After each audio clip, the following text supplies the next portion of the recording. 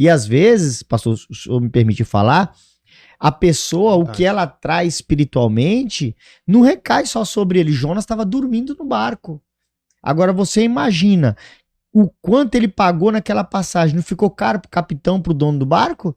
Todo mundo que estava lá teve seus pertences jogados no mar. Todo mundo que estava lá estava com medo de morrer.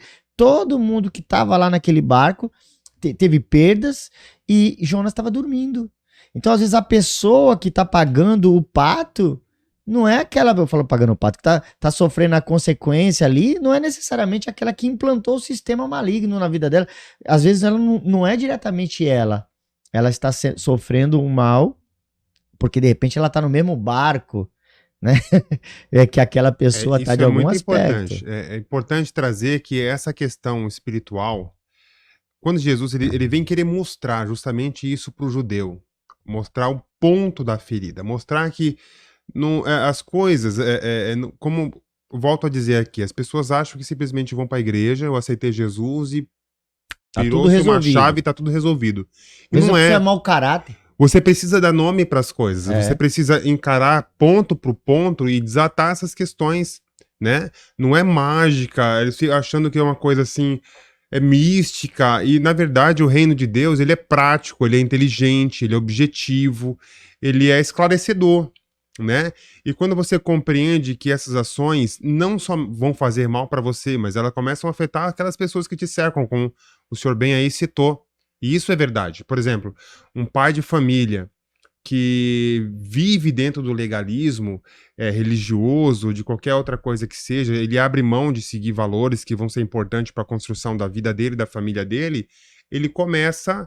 ele sabe que ele tem que se posicionar em relação a algo que está errado, mas ele não faz, né? Isso vai muito além. A gente poderia passar aqui dias citando, né? Uma coisa que eu vejo com muita frequência é, por exemplo, os pais de hoje em dia se dizem muito ocupados, né? E aí acabam deixando seus filhos fazerem o que querem, assistir o que quer o tempo todo. Cara, se você parar e ficar 5 minutos, 1 minuto que seja ali vendo o que passa no TikTok ou naqueles Instagram da vida, que tudo agora tem a mesma fórmula, o YouTube tem a mesma fórmula desses vídeos curtos, rápidos, né? Sim. Isso destrói o cérebro da pessoa, tá? Isso destrói. São doses rápidas, né? Eu estudo frequência há muito tempo, porque faz parte da minha formação a música. Então, hoje, se você não sabe, já ouviu falar em droga virtual?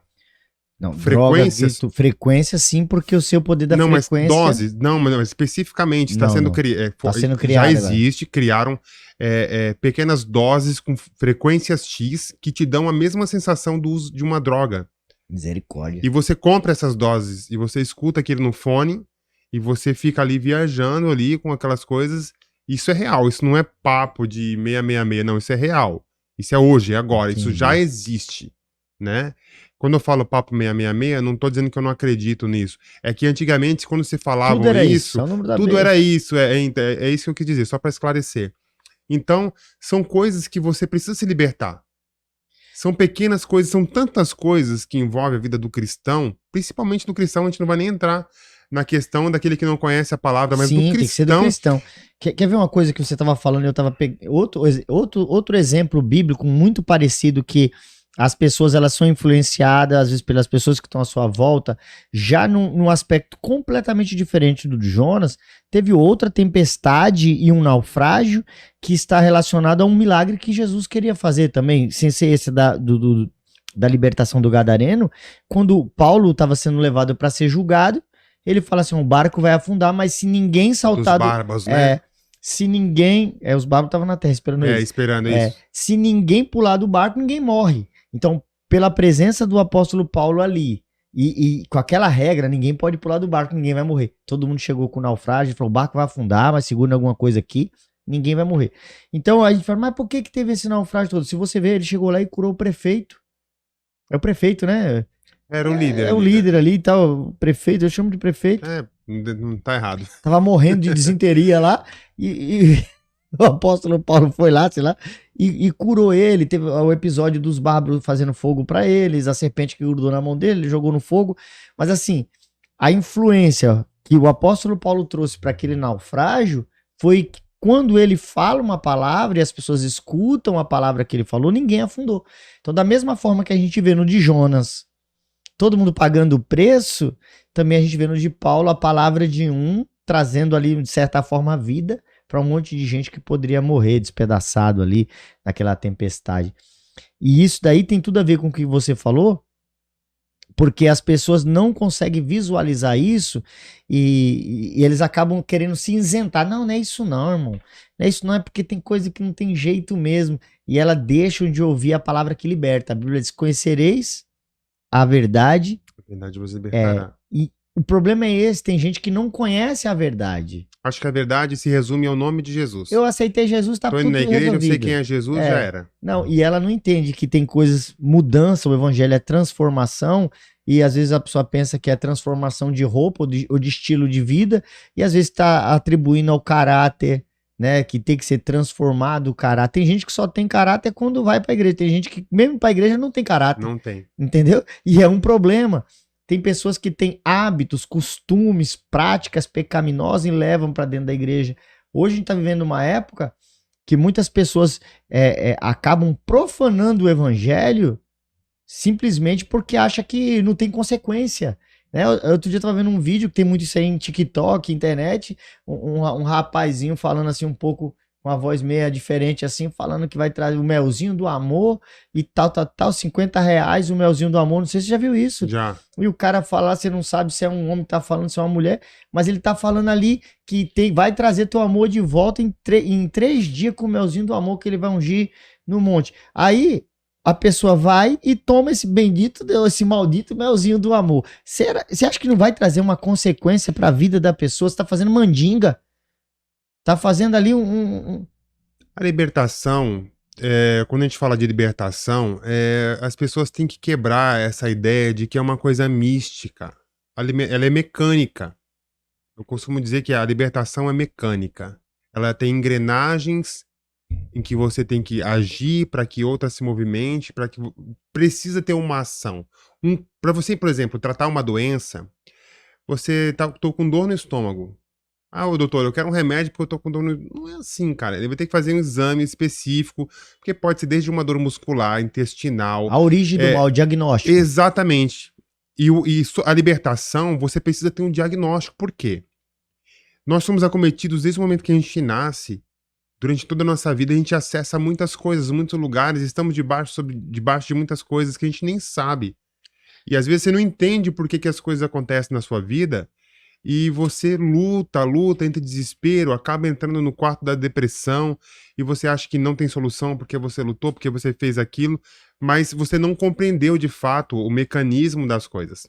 E a Bíblia está completamente recheada de informações dizendo, olha, quando a Bíblia diz conhecereis a verdade vos libertará, não é assim, quem é a verdade? A verdade é Jesus. Ele linka um texto a outro, eu conheço Jesus. Então já aconteceu. Não conhece, né? Não conhece, cara. Porque quando você conhece Jesus, por exemplo, conversando com um colega de trabalho, a gente entrou num assunto, eu falei, olha, Jesus tá voltando, cara, nós precisamos estar firmes na presença de Deus, buscá-lo cada vez mais. E o camarada completamente desviado da curva do Braz... assim, voltando em onde? Volta logo, é mesmo, tomara que ele volte logo, porque o mundo tal, não sei, começou perdido. A contar. Eu olhei pra ele assim, eu olhei assim, pô, legal, né? Aí eu falei assim, mas e aí? Pô, você sabe que pra gente dizer essas coisas, a gente tem que estar... pelo menos bem, né? Bem, né? Tipo, tem que estar pelo menos consciente, lutando, no caminho ali, lutando, né? E o camarada todo errado, com as ideias loucas, mas loucas mesmo. E eu fui falando pra ele assim, né, justamente essa ideia de que quando eu falo pra muitas pessoas que me procuram pra conversar, eu vejo reação no semblante das pessoas e é uma coisa de espanto, assim, porque elas falam, o que esse cara tá falando? Quando eu falo, parece que não é assim, né? Quando às vezes a pessoa tá com a vida toda destruída no lar, mas ela mesma tá destruindo, ela mesma tá tomando atitudes que tá contribuindo pra que ela vá mal. Mas eu sou cristão. Um exemplo, por exemplo. Eu fui uma pessoa que parei pouco em trabalho. Era um ano e meio fechado, nunca consegui muito trabalhar durante muito período. E eu saía. Eu iniciava vários projetos e saía, né? Hoje eu já sei o porquê disso, mas na época eu não sabia. Então chegava dado momento que eu falava, cara, o que acontece comigo? Porque eu luto tanto pra isso acontecer, as coisas... O mundo tá errado. Né, todo cara ali, tudo errado, todo torto, todo regaçado, vai lá e tá crescendo e tal, e eu não tô conseguindo, porque eu criei um conceito na minha cabeça de que eu já estava correto. E eu nunca ia vencer, sair dessa situação, se eu de fato não conhecesse a verdade sobre mim. E aí, quando eu olhei para a Bíblia e comecei a ver, a Bíblia começou a me confrontar em alguns aspectos e que doeu, e que foi um choque para mim, porque eu esperava que alguém estalasse o dedo. Sabe qual que era a minha ideia? De que alguém... Eu ia conhecer alguém que ia falar exatamente o que eu tava pensando. E todo mundo que eu parava para conversar... Falava o oposto. Falava o oposto, me apontava. E eu ficava com muita raiva da pessoa, cara. Muita Será raiva. que ela não tá vendo que eu sou demais? Meu, não, esse cara não me conhece, esse cara é um tolo, esse cara, tipo, não, eu sempre ficava em busca de alguém que ia dizer assim, vem cá, eu sei o que está passando, olha, é assim mesmo, você foi injustiçado, olha, é um complô contra você, ou coisa desse tipo, que fala, essa pessoa é de Deus, e tem pessoas que vivem procurando isso, inclusive na internet, e não vai faltar gente pra passar assim, ó, na internet massagear o teu ego, na internet o que mais vai ter, mas o intuito dessas pessoas é de te manter no mesmo lugar. E quando Jesus veio e que ele confronta, ele expõe a raiz do problema para aquele homem, ele arrumou uma confusão terrível. E as pessoas estão fugindo disso. Mas se você realmente quiser ter a vida mudada, transformada, você tem que aceitar quando a palavra te pontuar sobre a tua realidade, não essa que você criou na tua cabeça. E aí quando você conhecer essa verdade, aí sim essa verdade vai te libertar. Eu costumo dizer que as pessoas falam assim, o cair é do homem, levantar de Deus. Eu acho que o único cair que é do homem, levantar de Deus, é quando ele cai em si. Quando ele cai em si da consciência de que a realidade que ele tem sobre si mesmo não é correta, aí sim é progresso. Sabe uma curiosidade que eu queria falar aqui? O Elton, ele falou que ele já viu alguns vídeos que falam sobre as drogas virtuais aí que você falou. Mas sabe uma coisa que eu não sei o que tá acontecendo, cara? Eu escuto muita gente pregando assim, o justo cairá 7 vezes e Deus o levantará. Cara, na minha Bíblia não tá escrito isso. Na minha Bíblia tá escrito assim, o justo pode cair 7 vezes e se levantará. Se levantará. Porque ele não ama a injustiça. Ele errou, mas ele vai querer seguir o resto. Os caras colocam Deus, né? Não, Deus o levantará. Cara... Tem um outro texto parecido com esse aí também, que fala que... Coloca esse no short, pelo amor de Deus, Cauã. Depois faz esse short aqui, ó. As pessoas têm pregado por aí falando que o justo pode cair 7 vezes e se levantará, mas o texto tá falando que Deus o levantará, mas o texto tá falando que se levantará. Os humilhados serão exaltados. Onde que tá escrito isso na Bíblia, gente? Não tá escrito assim. Acho que é Deus da graça. É aquele que se humilhar se humilhar debaixo da potente mão do Senhor, para que no seu tempo ele exaltará. Aí faz todos os humilhados. Aí o cara tá colhendo a humilhação porque ele fez tudo errado. É que é diferente, né? Todo humilhado vai ser exaltado. Tem gente que precisa ser humilhado. Por exemplo, o soberbo. A Bíblia diz que Deus abate o soberbo. É uma humilhação.